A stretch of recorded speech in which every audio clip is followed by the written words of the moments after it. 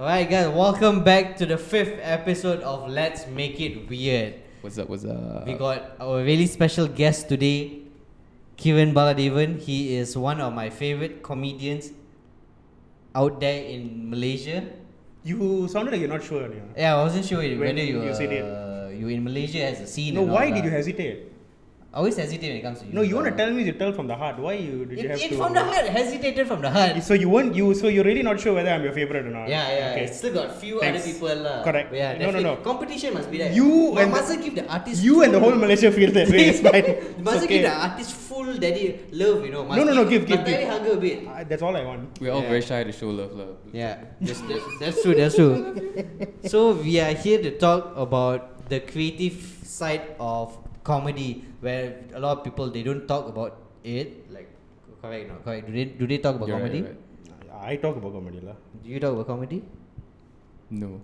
Yeah. So we are here to talk about that. Keren, Yes. okay, before we go into the comedy scene, were comedy your real, like your first thing you wanted to do or not?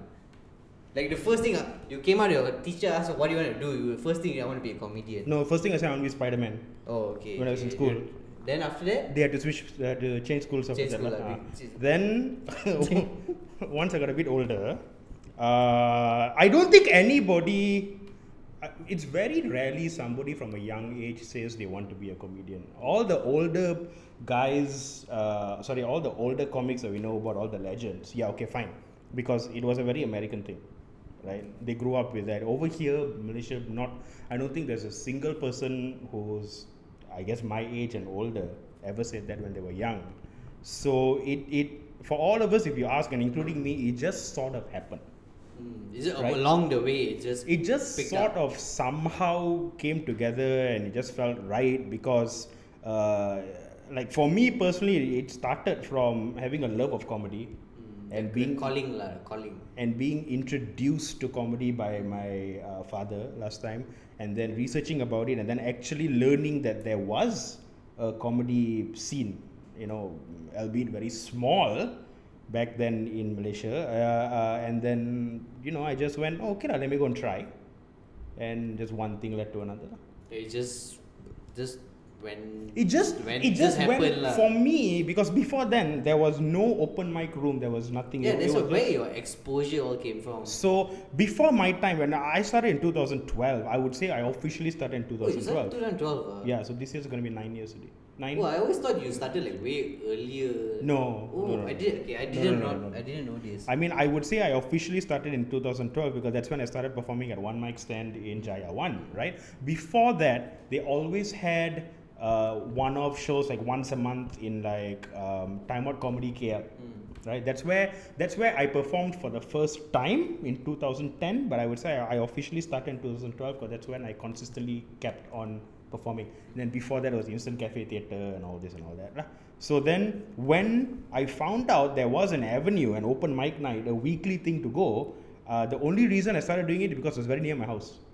Oh. And that time I you no just car. don't like traveling, right? That time I no car, so very easy for me to go. So how you go there? I would just take a taxi or bus. That time we had taxi lah. That time got taxi, yes. This is before your then time. What were you doing in LA? What is that? What were you doing in LA? How did you end up in LA? You straight away asking that, Yeah, without telling the listeners anything like, by the way, he was straight. Straight to the point thing. You don't give a shit about setup. Yeah, no, we don't. Giving context to your watchers, viewers, nothing, right? Okay, what were you doing in LA? I went to LA because this is going to mean nothing to anybody, You understand that, right? Okay, how did you end up in LA? I went to LA for 1 month, to go and chill out for two reasons. One is to go and chill out with my film school friends.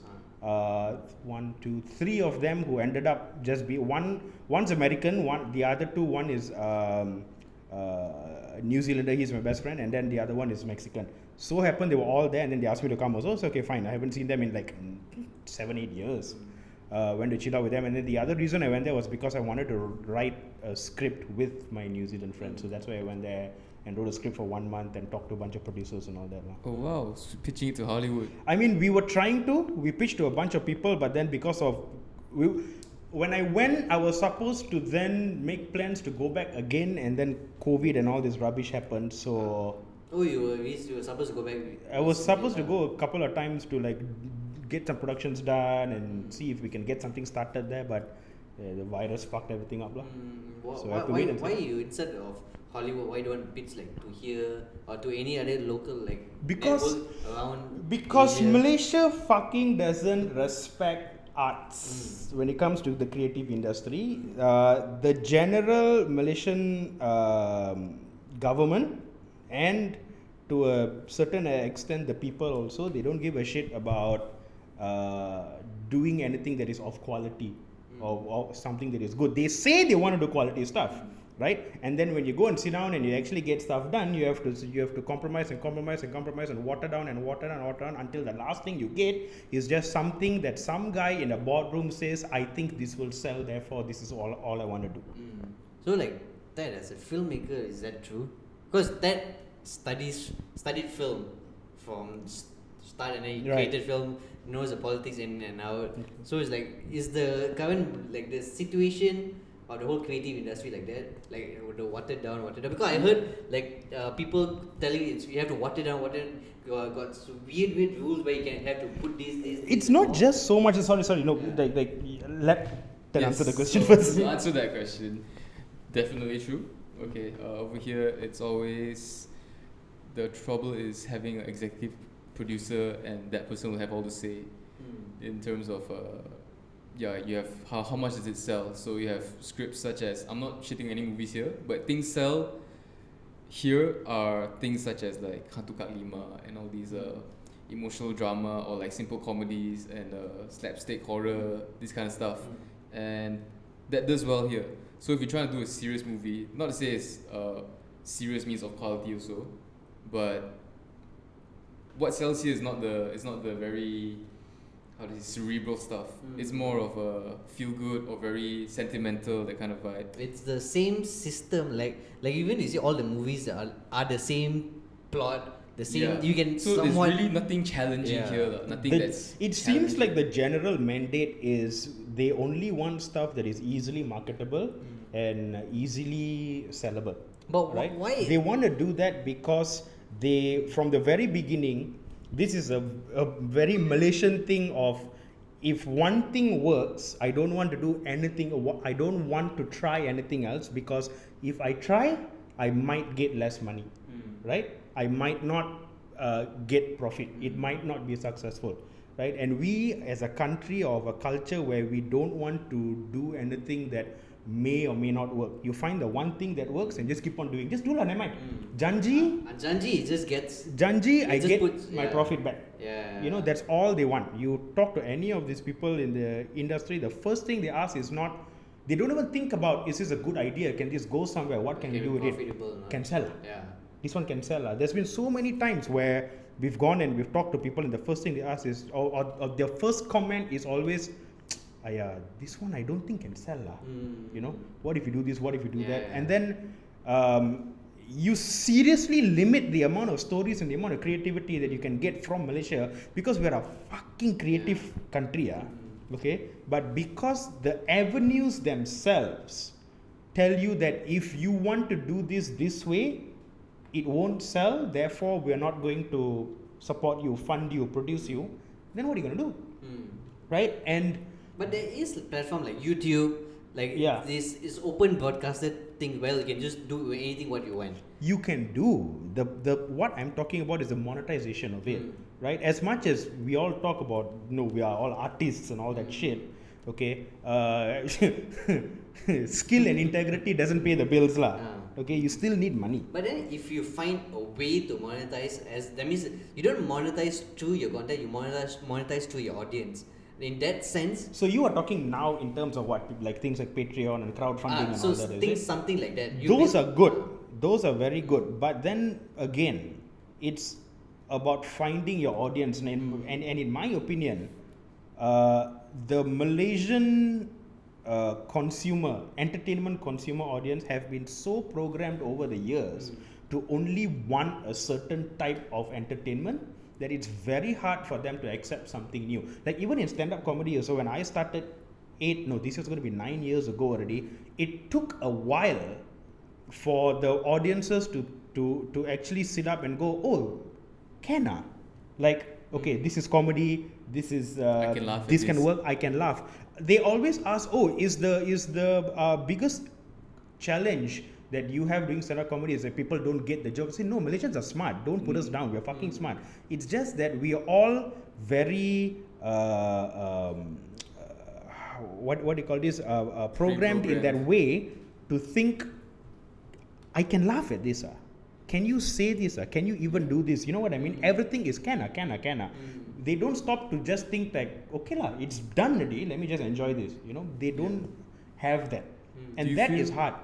Do you feel Malaysians are just generally very just apprehensive of anything that comes out of Malaysia itself? I won't even say apprehensive. I think we have a culture of just being apathetic about things. Like we just don't care. Yeah, right. But the thing is, when some Hollywood director that hails from Malaysia suddenly gets Hollywood recognition, then we say like, oh, Dan is some big shit. Yeah. Oh my God, this fella is from. He used to be my neighbor in Kepong lah. I used to go and see him at the rojak shop and all that. But we I'm never like, push it out ourselves. We're not, the scene itself doesn't like I push care. You ate somebody. chendol with the fucker. I care about the fact that when he wanted to get stuff done, he or she wanted to get stuff done here, he didn't get the support, right? And they had to go somewhere else to do.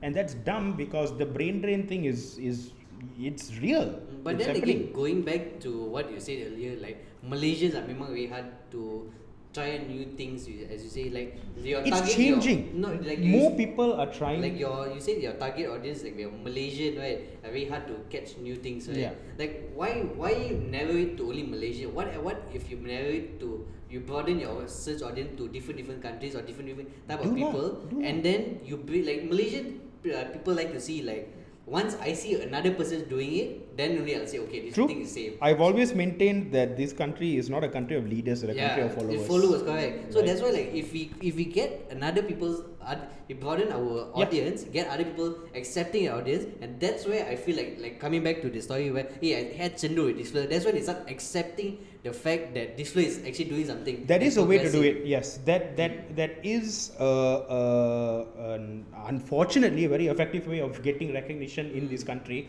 by doing something that is first recognized elsewhere, which sucks because I want what I do in my country to matter in my country also. I don't want to, you know what I mean? But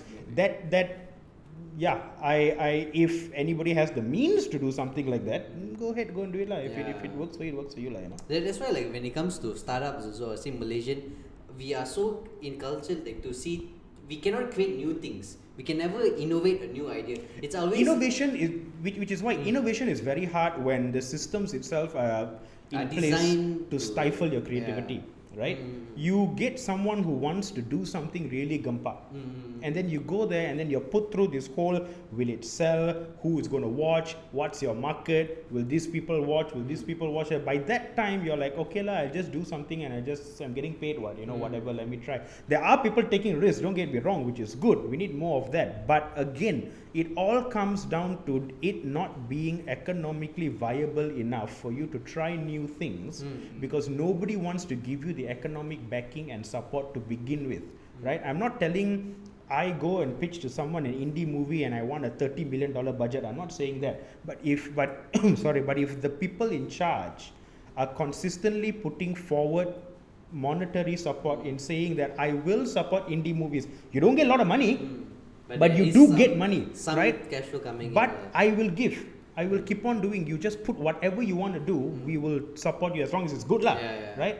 Then do. But don't at the very beginning just say, oh, this movie cannot, or no one's going to understand, or this is too controversial or whatever. Like, who gives a shit? That's why when they came out after Parasite won, and they came out and said, oh yeah, we want Malaysia also to get it's never going to win. No Malaysian movie is ever going to win an Academy Award, right? You really think so?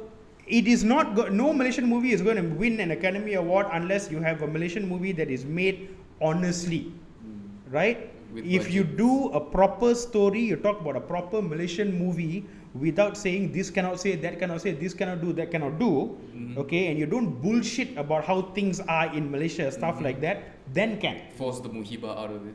I mean, not don't force your the agenda of your national identity. Yes, that's true.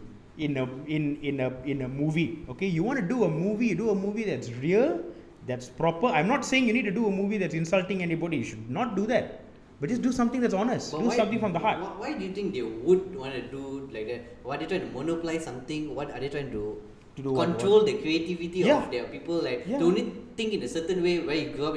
So, but maybe if you go out of the country, Yeah. you only think such a way. Like you came from there. But how many people have the opportunity to go out and do something? How many people have the opportunity to go out there and make it big? You know. But we have the internet now these days, no? Do You think have the that internet, helps? but the internet is such a vast plane that for you or me or anybody else, I want to do my thing and It's stand just- out as my own thing, and I can't even do it in my own country. That sucks. Yeah, and I I also think there's so many hurdles to doing exactly what I want to do in my own country. You know what I mean? I think the thing about internet is as well, it just reinforces your own views. Everybody's stuck pretty much in their own bubble of Yeah. content that's Yeah. algorithmized to just feed Yeah. it back to you, right? They So just I don't wouldn't- want to. They just don't want to allow us to speak our mind, lah, which is the But yeah, then- so that but- leads you to a yeah. question then. Hmm. Are comedians also, do they fall prey to censorship as well? No. No. So y'all are the grey area into things lah. I mean, for our art form, I believe that if you self-censor, you are not just doing yourself an injustice, you are The doing the whole paying community. audience an injustice, because they came there to hear comedy, Yeah. right? That's And true. the best comedy is one that comes from honesty and comes from the heart, Mm. right? And if you go on stage and you bullshit, then you are messing up yourself, you're messing up the audience. And somehow, and this is what I've noticed, if you bullshit on stage, even subconsciously the audience knows, Yeah. right? In terms of censorship at the comedy shows, no, we've never done that. We've all said what we want to say. There are certain things that you don't say because there is no point making fun of something if your initial intent is to insult, right? That's stupid. There is no reason to do comedy for you to be malicious, Yes. okay? And nowadays people cannot tell the difference, right? Yeah, how do you tell the difference between the insult and a joke? You just have common sense. It's simple. It's very easy actually. Yeah, it's just pure common They sense. say actually comedians are the most hopeful critics because they Hopeful. Oh, okay. Because okay. they Can- poke fun at things, you know, Ah. that are in a way we have sort of a reflection of, we can reflect on and change rather than like physical appearance and like disabilities and stuff, okay, right? okay, yeah. So it's like, would you say that comedians are forced to be more self-aware and they have to champion a cause in some sense? The second part, no. I don't think comedians have to champion a cause. I absolutely don't believe that at all. You But to can poke- if you want. Yeah, but to poke fun at something. The core of comedy comes from relatability. Mhm. If you can get your audience to relate to what you are saying, to understand what you're saying, then you will get a laugh, you'll have a good show, right? Now, how do you get the audience to relate to you? You talk about stuff that we all know, right? Or you craft your joke in the way. There's three races, Indian, Malay, Chinese. Things like that. jokes, Anything to do with things that people know, that you can very easily relate to them. That's your material, that's your jokes, right? Now, if those relating things end up being something a little bit dark or a little bit risque or whatever, so what? Right? It's meant to be a joke. You're supposed to do a joke. No one's doing a racial joke to insult the person of that race. Right? They're doing it because we all think these things, we all know these things, and it's funny and it's a good and it's a fun thing to say, and we can all laugh at each other. Like every single time I've done a racial joke, the race that is the subject of the joke in the audience, they are laughing the most than anybody else. Right? It's all a matter of common sense and context. You come to a show, you know that it's a comedy show, you know people are going to make jokes, right? Our job as a comedian is to write the best joke possible, to deliver the best joke possible. If I go up there and I do knock jokes or some variation on a very dull, dumbed down, Simple. basic ass Yeah. joke, why did you pay money to come and do that when you can go home and do it to your kids? You know what I mean? Right? No, you come for the good stuff. Right? So the way what I give you is my spin on things and the way I write and the way I put my creativity into it. And I need to give you something that you probably haven't heard of that thing in that way, but you know exactly what I'm talking about. That's the essence of doing comedy lah. They say comedy is like, the essence of it is there's pain and there's truth, right? I think that's a line from Money Heist, which I really love, which is I can't get it out of my head now, and whenever I hear a joke, the more painful it is, the harder you laugh. Would you say well, your comedy in that case draws from like common pains and common... Is it why absolutely. as well you critique a lot? No one wants to hear jokes about how good your damn life is. Okay, that's never funny. I don't care. It's so what? Good for you. You're rich and you've got 2 jet skis. Go fuck yourself.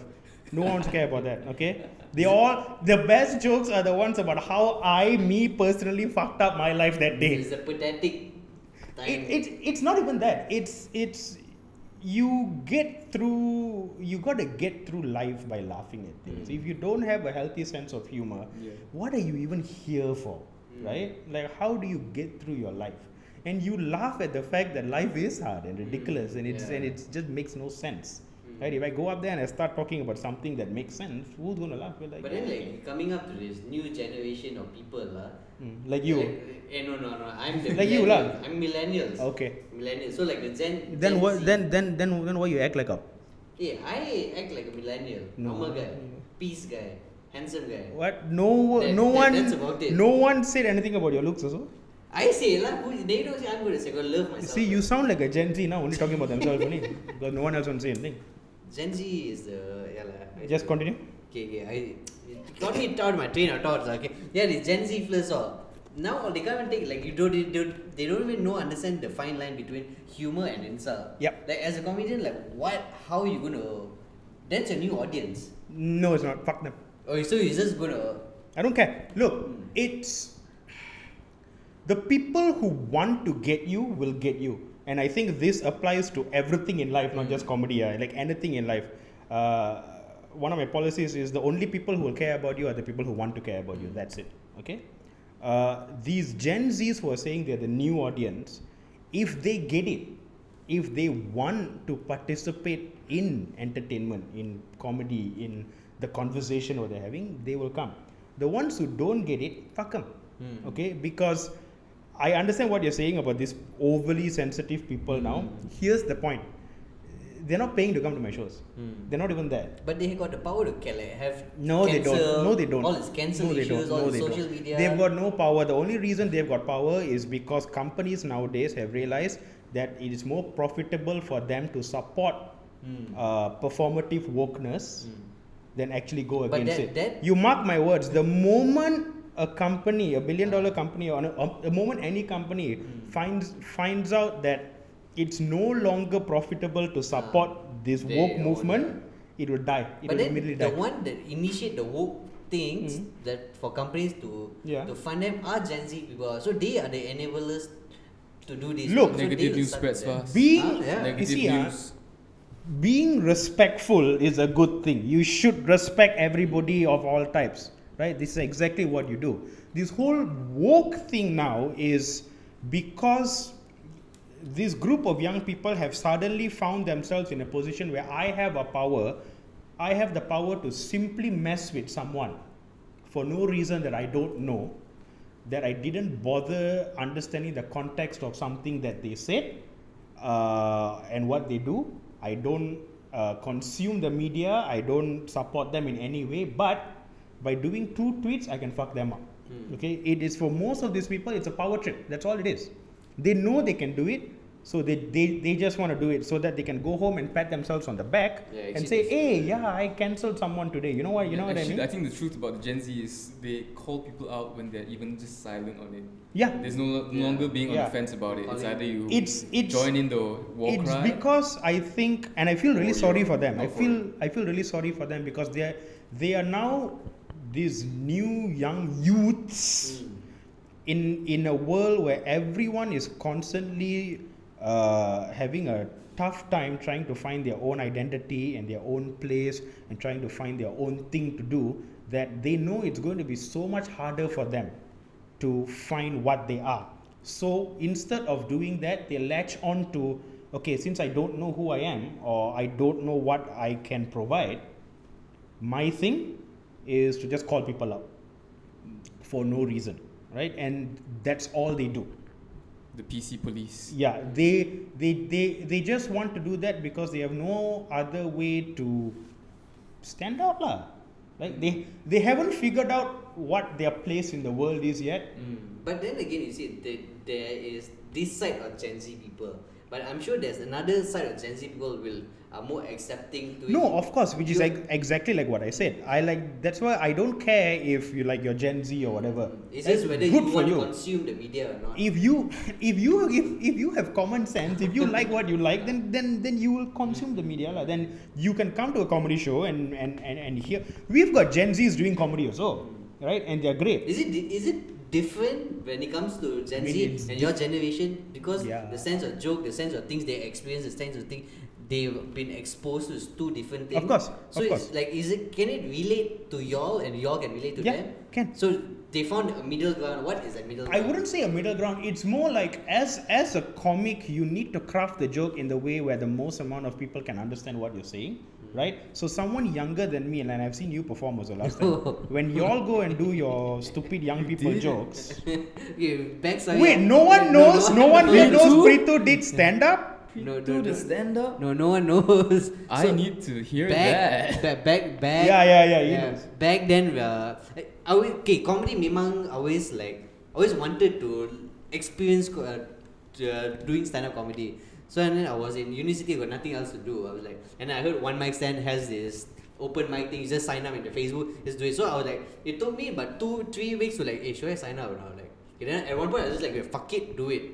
So I put lah. So and then the first time I went out, it was a thing for me because I have this stage fright where I just freeze. You hold the mic in front of I always wanted to overcome that. So I thought by going up to this will overcome that. The same thing of why I started vlogging. I cannot talk to cameras and I cannot like talk to people straight like that. By doing vlogging, I was able to do properly. So I thought stand-up comedy would be like that. And then first time I went up, dude, it was damn hard. Fucking hard. In my mind, it was damn easy. I'm like, okay, going up the stage, go talk a bit. I went out, I was just froze, like, hey, what the fuck? So did you choke? I choked. Honestly, first time I choked. I was there. Yeah. Oh, it was damn. that. Then like when. What was your first joke? I want to hear that. I forgot lah. I really forgot. It was a long time ago. Man. I think if you see the footages in One Mic show got one. Probably can see and one, then the fourth time, then I started getting the confidence the not confidence, the flow. The confidence wasn't there. Right, it's a lot of crowd movement, reading the And crowd, staying in it. It's a whole bunch of things that have to come together to do a good set. Yeah. Or to have a good set. You know, But it's the writing, the timing, everything else. Then at one point, I just didn't feel it was for me. At one point. Yeah, no, we all also felt that. All of us. But I bet felt that. if I kept on going, I'll be good. You know? Not Better really, than you, no lah. So like, okay, before we I doubt that. Before we go further, we like to take a short break, and then we'll come back after this. So wait, this is the we got break. We got intermission. No, but you brought me on to just bitch about creativity in comedy. Okay, we got bitch okay, about fine, no everything problem. else. So we'll be right back after this commercials. Alright. You got commercial now? No. Okay.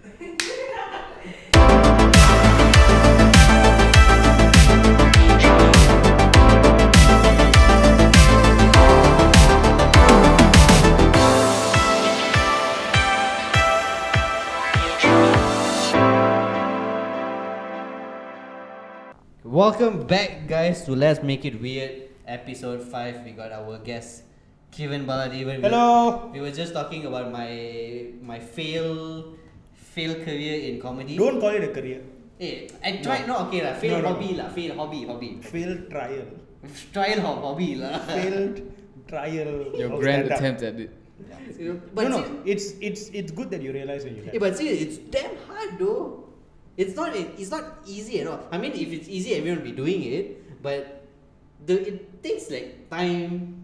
Like you need to know your shit. Yeah, so actually you've been at it at almost a decade now.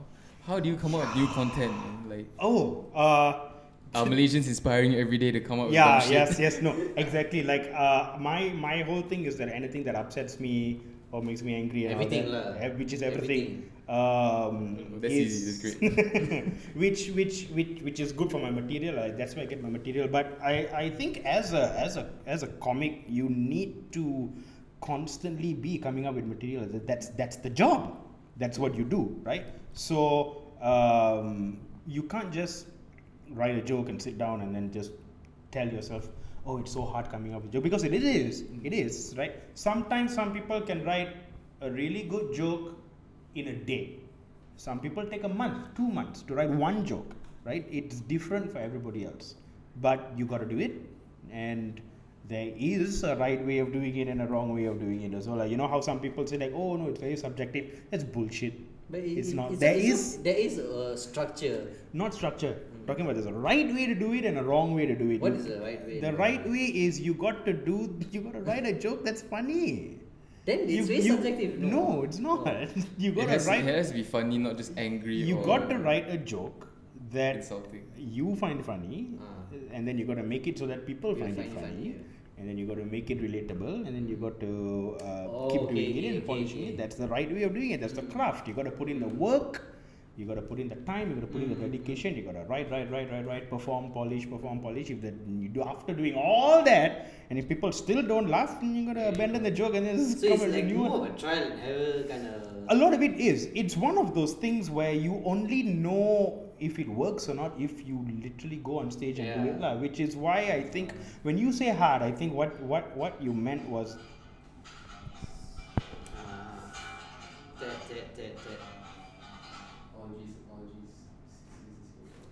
We got a point in the middle. Okay. Not bad, huh? You all got soundtrack, or? We got sponsored. Okay. Are you gonna get flagged on YouTube for that sound? I don't think so. Okay. Again, we are safe. Okay. 3 seconds. Okay, you were. What was it? Oh yeah, no. So you wait. Where was I? It was hard. Takes time to Oh craft yeah, a no. joke. So what you were saying when you said it was hard, I think what you meant is the feeling of being on stage and then the True. jokes not working, right? And you got to go through all that in comedy. You have to do all that. You got to learn how to bomb graciously, but you got to learn how to kill graciously also. And then once you bomb, then you need to go and figure out why the hell you bombed. And a lot of people who came through the open mics and all that, a lot of them don't understand that it's all part of the craft. It's a journey, lah. They don't want to sit down, and they don't want to write properly, and they don't want to reflect on themselves properly. They don't want to analyze properly, and then it's very self-correcting in the sense that like comedy is a beast, lah. It will, if you're not good, it'll chew you up and spit you out. The amount of people who've come in and not been there anymore outnumbers the people who are still there, lah. It surprises me. Yeah. Even Prithu, yeah. Yeah, So even you- I was surprised. So You have a rule for no self-censoring, right? So have you ever written a joke that you're like, oh, this is too bad, I will not say this. No, I cannot. Never. But- Oh, everything, nice lah. everything that I've ever written that I thought, the only thing that I've written, the only things that I have written that I have not said are the things that I don't find funny. That's it. If it's funny, I'll do it, and I'll say it. Okay, Right? Okay. For me, if I find it funny, now if I go on stage and I do it and the people don't like that joke and no one's laughing at the joke, then I won't do the joke anymore. yeah, it's a It's trial as and simple as everything, that. lah. It's as But simple you as see, when it comes to Malaysia, there's about censorship. You can't speak about a certain type of people like the Sultan. Okay, yeah, no, So 100% we don't make jokes about royalty because why? For what? it just gets you into more trouble. No, Why but the but necessity? also for what? What is there to make a joke about? Right? It's not going to be. It's not the thing any of us want to joke about, also, right? But things like religion and race and all that, yeah, no problem. We all. Like I said again, it's what you need to connect with the audience, right? And being in a country that's multiracial and multi-religious, of course, you need to talk about all this. Otherwise, what am I going to go up there and do? Like I specifically tell a lot of the other comics also, like, why aren't y'all making fun of Indians more? Right? And these are non-Indian comics, right? I tell them like, why am I more racist on stage towards Indians than all of y'all? I said, that's fucked up. And they were like, no, cannot. I said, bullshit, cannot. Okay, we're all comics. I want to see a non-Indian person go on stage and make a joke about Indians, because then I can see your point of view. I want to hear something funny from your perspective about my culture, right? And you start doing that, that's when we all stop being antagonized, like we all stop being angry at each other, and we all stop having differences. Yeah, I think Once everybody is okay making fun of everybody else, won't fucking be racial anymore. People are not seeing the bigger picture. Like you say, people are not seeing the bigger picture. They're just so self-aware within their own circle. Like what's this person going to think about this joke? Like they're afraid of being cancelled. Those kind of things. I mean, no. It's. Look, I don't think any of us are afraid of being cancelled. It's not that. It's just that it's the world now where if you say something and you are not part of that community, people are going to go, oh, but you cannot say that. You can. It's not about being cancelled. You as a performer, as a writer, as an artist, the suckiest thing is somebody telling you cannot do that. Yeah. That sucks. Don't fucking tell me I cannot do that. I will decide that I cannot do that, and I'll decide it when what I did doesn't work. Right? Audience don't come and tell me no. If I go there and I do a joke in a room of 100 people, 99 people are not laughing, one person laugh, okay fine, I won't do the joke. Yeah. Right? But whatever I do, if 99 people laugh and one person don't laugh, why you want to focus? Why am I listening to the one person for? Why you want to focus on? I don't care. Yeah, even the same thing. How I kept on going back after the comedy. First time I blew, second time I went is because the community of all these comedians kept on like, okay, now you can actually the mentor lah, okay, so the reason we did that was because we knew you were going to suck anyway. We just wanted to see how long you can keep. How long can you go? Yeah. I just want to see how long can I go. So we lied to you and told you that, because as you're performing, all of us were at the back laughing at, oh, I can't believe this idiot still came back. But that lie, I can't believe he actually thinks he'll be good. Imagine if you did it with another person, definitely became a very famous comedian. See? Never happens. Never happens. We never do that to people who got potential on it. That made me kept on going. No. It was just, you were that terrible, bro. I had to, but it's admirable you tried again. I tried, I had to try. Janji you tried. Janji I tried, yeah. And I just wanted to know because that's the time where a lot of stand-up comedy shows were coming in, a lot of things coming in. So I just wanted to know, like, is it easy? Because remember, I like to try new things. So like, is it easy? Which is good. More people, whoever's interested, come and try. But like I said, you come and then you try. If it's something you like and you want to keep doing, then there is a lot of work. But you need to know whether this is for you or not for you. That's the people don't know. Yep, exactly. I've always said stand-up comedy is an addiction. If you it seriously is. If you are the type of person who is drawn to stand-up comedy, and there is a certain type, and if you actually like and love it enough to want to do, I guarantee you, anybody who comes and does it, even within the first few times, you will 100% be addicted. 100%. They've been so, like, now with the MCO and all, it seems like almost, it's going to be almost like a year where I couldn't be on stage, plus minus. It sucks. Withdrawal symptoms. No, I hate it. I literally went through depression during the second MCO, right? Because of the fact that I couldn't perform. The other parts of my life were fine, and I know a lot of people were going through stuff because of money issues and lifestyle changes and all that, right? Fine, I get it. For me, touch wood, those things were okay. Touch wood. It was just not being on stage, and because me personally, as a comedian, I realized that I found my purpose, my fulfillment. The thing that fulfills me in life is doing comedy, right? So when that stopped, it took away my sense of purpose. I didn't know what to do. I didn't have anything else to do, right? And it's not that I didn't have anything else to do. I was doing other stuff. I have other projects also, but that thing that I truly love, I couldn't do. Okay, and that really messed me up. For sure. Right. So for people, how did you overcome it? That whole part. I haven't yet.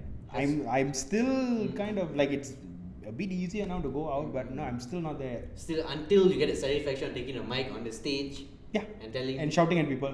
that's when Yeah, it's really yeah, correct. So you have a lot of again- content ready? What's that? You have a lot of content ready. Oh, anger, a lot. compiled. But again, that's what I'm coming back to. Like, if you, I'm not. Me putting that on myself is unhealthy. I wouldn't tell anybody to do that. But what I'm saying is the core essence of if you really love stand-up comedy and you're doing it, you will stick around no matter how hard it gets. Because it's not.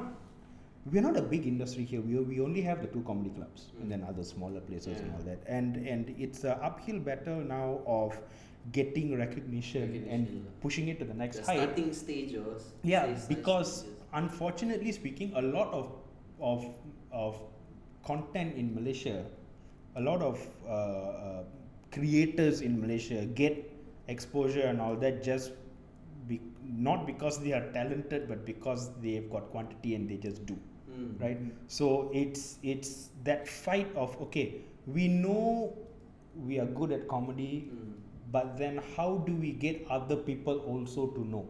Right? And then it comes, how do I get other people also to know without watering down who I am in essence? Because you see a lot of you stuff. just want to be yourself. Because you see a lot of stuff on social media and you see a lot of stuff on YouTube and a lot of things that are famous and people share and all that. Come on, we all know a lot of basic shit, right? Just basic low-hanging fruit stuff. It works, but that's what it is. So then when it comes to people who want to do something a bit more different, then it's harder because again, people are so used to seeing basic crap that you give them, like you said, I don't want to say cerebral, but something different. And again, people go like, hey, no need lah, I'm watching this other person who gives me like every week he gives things like 5 different ways I can put kaya on my bread. You know what I mean? Some rubbish like that. Yeah. I So- think So- I've heard that about YouTube as well. Like some YouTubers over here have told me they feel Malaysians are so used to having their sweet tooth fulfilled that anything else that's not sugary and just easy to Absolutely. eat, They just want to be spoon-fed. Yeah. They just want to be spoon-fed content. I can easily see, I can easily ha, and then I can easily go. That's why and I really share. appreciate raw content that people, when a creator or someone is doing a video and they're being true to themselves, they actually like doing what they do and it's really raw. They're not sugarcoating it. They're not doing anything. It's straight up. I mean, I don't think a lot of these other people are not true. It's just that They nobody gotta wants. feel the system lah. Nobody wants to push the boundaries, man. That's the problem, Like right? the one comedian that I see that been pushing boundary is Dave Chappelle. Yeah. So like remember he's the only comedy I see. It's very raw, He does what he wants. He does what he likes, and he doesn't give a fuck what other people think. He don't care. Yeah. He don't care, and he's good at what he does. He's good at what he does because like he set himself up like that. The people know what they're getting with him, and they're fine. And the audiences there, and the audiences here also, they accept that. But then you get a Malaysian person doing that, they'll go like, "Hey, why is this person talking?" Yeah, about this? yeah. Why-" It's very weird, lah. So how do you become like a person to do freely what you want I with- don't in know. Malaysia? The honest answer Yeah. is I don't know. All I know for a fact is I know that I should, as much as I can, I'm going to try not to compromise on who I am and what I want to say. I understand compromise is part and parcel of the industry of what we do, and compromises that make sense. Okay. But if it makes you But laugh, if it comes to the point where I have to do something that is not me just to get me to that point, then I don't know lah. I've had this conversation with a lot of stand-up comedians many times, and I've always said that, look, end of the day, if you can have a good night's sleep doing what you did, then good for you lah. Yeah. In the end, that's all that matters like at one I point. mean, yeah lah. So you're satisfied. Some people just want to take the check and run. Some Yeah. people want to maybe do something a bit more deeper. End of the day, I can sit here and I can complain as much as I want. I can say this is that, this is that. End of the day, it comes up to what people want to do lah. And I, as cynical as I am, I'm a very, very cynical bastard. But as cynical as I am, I still do believe that the Malaysian audience they can handle it. They want Gempa new shit. It's just getting them to meet us halfway. They're You know finding what the I middle mean? point. It's now a whole thing of I have to, you do something and you bring it to people, right? Yeah. My brand of comedy, where I go and I talk about whatever the hell I want to talk about. I want to talk about politics and race and the bullshittery of life, and I go there and I put in a person's face. Not to say cannot work. A lot of people told me just do it, just put. But the thing is, me doing that, I think can only get me a certain point. What would be better is I do all that, but then now the audience, you come and meet me halfway a little bit and say, you know what, maybe I want to try something new and I'll give this certain comedian a chance lah. That's it. Then, like, okay, speaking about, okay, I want to talk about the. Are you gonna ask a question that's serious again? No, or yeah, can you okay, like? serious one. No, don't Serious. enough lah. Okay, well, last one about comedy. I want to know about. All that's going to happen when this video goes out, Ah. right, is people are going to watch it and go, Malaysian comedian shits on everybody, you know. Okay, maybe that could be your, like, people, hey, And can I don't people need watch that. it? I don't need that. No, I want to know about Yeah. the stealing jokes. People stealing jokes. Is there, like you see music or copyright shit and all? There's comedy. How do you tell that's my joke? How do you tell? Like, do you When people they steal jokes and all? steal the joke and they get off stage, you tell them, what the fuck did you steal my joke for? That's about it. That's about That's it. the most we That's can the do. most. That's about it. That's the most we can do. Maybe if you are in charge of a show, you can tell them, if you're going to steal jokes, I'm not going to put you on stage again. That's about it. We don't yet have a court case where someone sued someone because they stole a joke.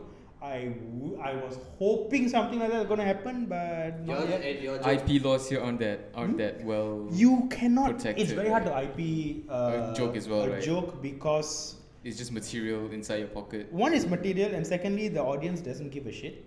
Right? If Prithu goes up and he does my joke, and I go on social media and say Prithu did my joke, who cares? The people who already saw you, they already laughed at you already. They've forgotten Yeah. about you. They forgot about me doing the joke originally Yeah. also. You know what I mean? It's Generally, just people don't. the image will be damaged in the community itself. It's among us. Yeah. You know, it's among the comedians who are like that. It's a big no-no. You know, but like I said, the most we can do is tell them, you don't fucking steal my joke. But then again, it's nothing significantly will happen to you legally or. No, The worst no, you no, get no. kena is you just get beaten up lah. No. Oh, that's so.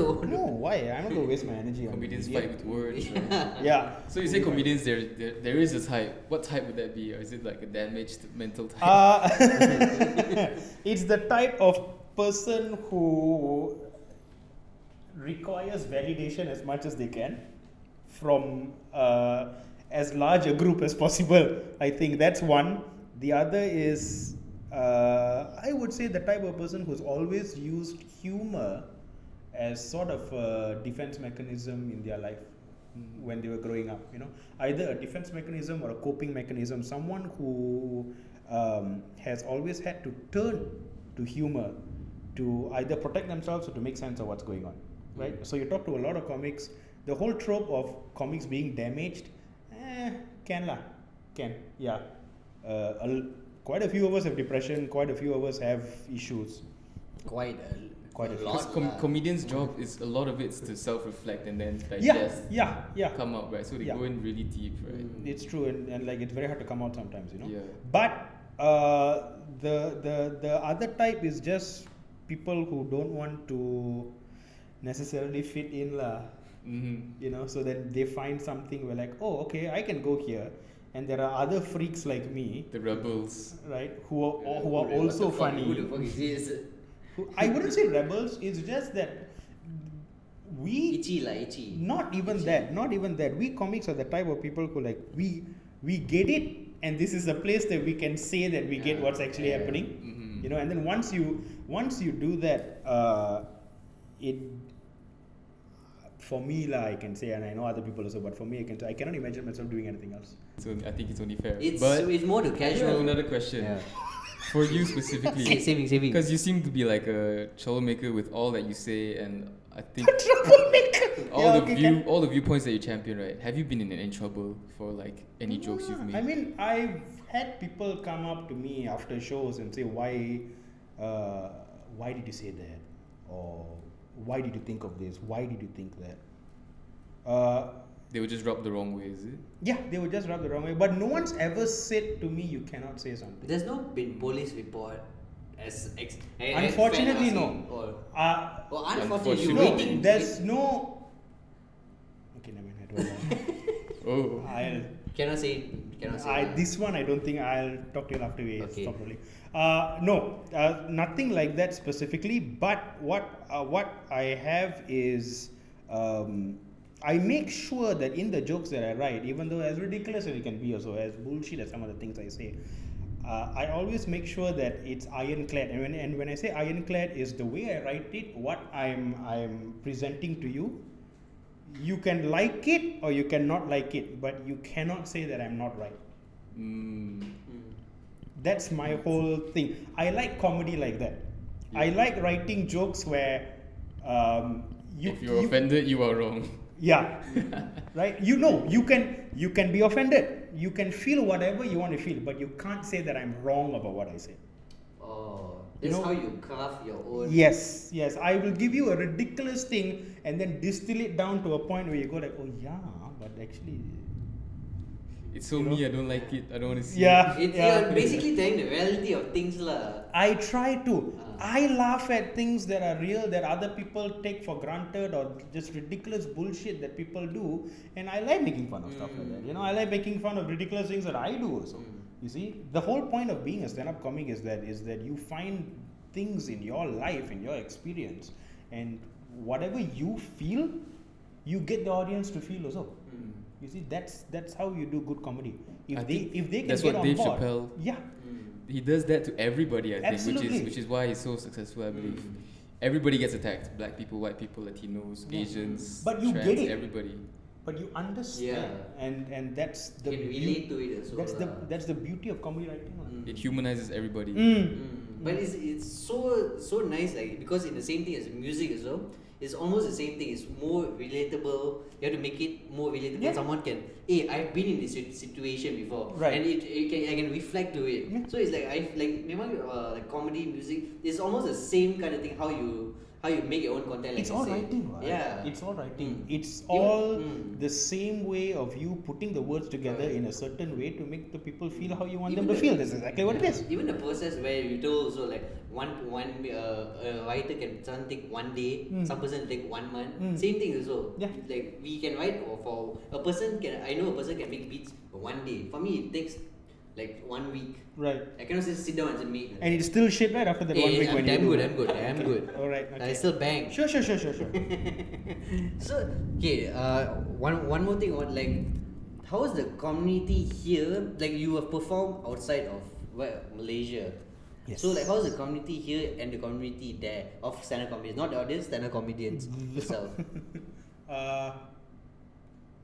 Only done comedy outside of Malaysia, a few places only. Okay, I assume like you met other people Yes. from there. Yes. So the No, but community- also from what I've seen in LA,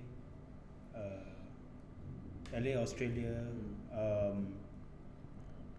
I love the Asian community. or I you prefer love the it. Asian one. A lot of comics, especially from America, a lot of comics when they come to Malaysia, right? And I sit down and I talk to them after, and we always take them to Mama. We always take them to Mama, like we love that shit. Like that's our thing. Actually, yeah, I remember that after the one mic stand, they got new guest people. They always bring to the mama. We've had the some wild people rolls who are and all. considered like legends in the comedy circuit come to Malaysia, and we've all taken them to Mama and sat down, right? And I've asked them this question: is like, what do you like about it? Like, what do you like about the comedy scene here? How is it different? And a lot of them, they always say it's that sense of community. They don't have this. What we have here in Malaysia is we go, we do a show, And show then finish, ciao. we go and sit down, Yeah. we run to the mama, and Yeah, then the sit down. show lasts 2 hours, right? So maybe from like 9, 10, 11, or 9 to 12, let's say. Fine? Okay. That's the show. We'll go and sit down with the mama until 3, 4, 5 in the morning, just talking cock. And we do this after every show. Right, and we love doing that, and I think it's important. It helps all of us build that relationship. sense of camaraderie. That's one thing, and also we're all bouncing off each other and coming Yeah. up with ideas for new jokes and all that. I love that part. Round two. Other countries, they don't do that. Oh, they don't do that. Very rarely, So- from what I've heard and what I've seen. So like memang I feel as an artist or a creator, you need other people's opinion, other people's input into things. I think in America it's because it's so dog eat dog. The comedy scene that it can get a bit insular. You know, you go do your thing, I go back, So I finish it. in that sense, Malaysia comedy scenes is like pretty much more. It's more still new. Advanced to. They've all said that when comedy was newer back there, it used to be like that.